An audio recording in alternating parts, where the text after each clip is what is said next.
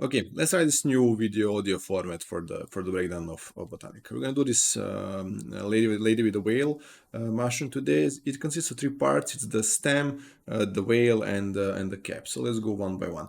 Most of the stuff are based on this initial very simple line with some points. So for the stem, I run a sweep node with like small radius and this scale along curve, then some point jitter for randomness and subdivision to smooth it out, and color gradient for the color, and that's it for the stem.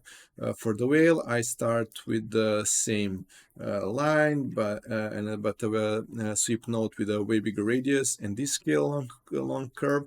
I subdivide it and point jitter again for some randomness. Then I remesh it, but I remeshed with adaptive edge length, so I get smaller triangles at the top and the bottom, bigger ones in the middle. After that, a divide node, we compute dual to get all the nicer angles which follow the scale. Polywire with like some small radius, and a voxel mesh node after that with a slight erosion, dilation and smooth. Color gradient node for some slight color variation, and just transform to lift it off a little bit off the ground. For the cap, again, start with the same line. I sort the points, so the reverse sorting, so the first point is always at the top, and I copy to that point a shorter line, so always know the cap is at the top. I sweep it with a specific radius and this kind of cap-based curve, and I fuse it to merge the points at the kind of peak over there. Then it branches out. One branch is just kind of a little bit of a thickness and subdivision to add volume to it. Other branch is way more interesting. I blast the cap, as you can see, because I don't need those Voronoi looking details over there. Point jitter for some randomness. Then I scatter 120 points and use them in Voronoi fracture node to get this pattern. I group the unshared edges, which are basically the edges of the Voronoi fracture, and I convert them to the curves with this fantastic labs node. Then I resample them on it made maximum segments just to have some more points and resolution on the actual primitives right there, and point jitter gives this very nice high frequency details. Polywire, again, normal just to see things better.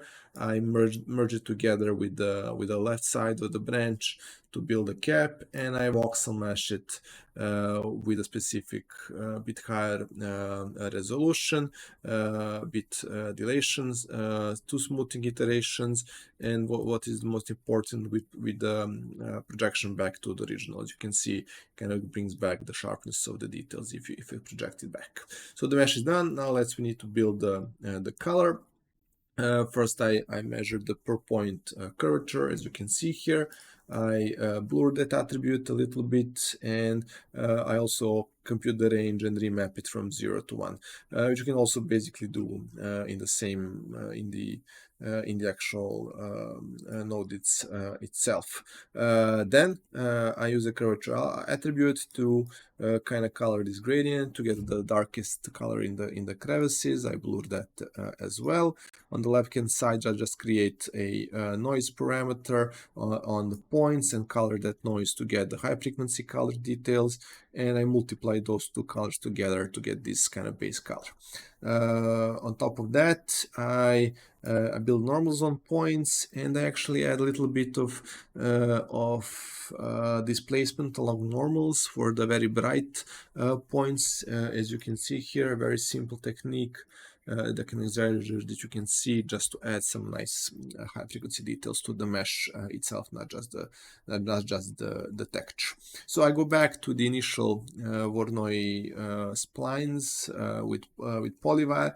I only voxel mesh them, which build this structure, which I then color, and I use that specific mesh and that color to attribute transfer just the color back to color the extruded Voronoi details. I run another gradient just to color the part of the cap which I don't have details according to my references, and I color or blend that back with the screen method to get the lighter cap, merging them all back together, and that's it.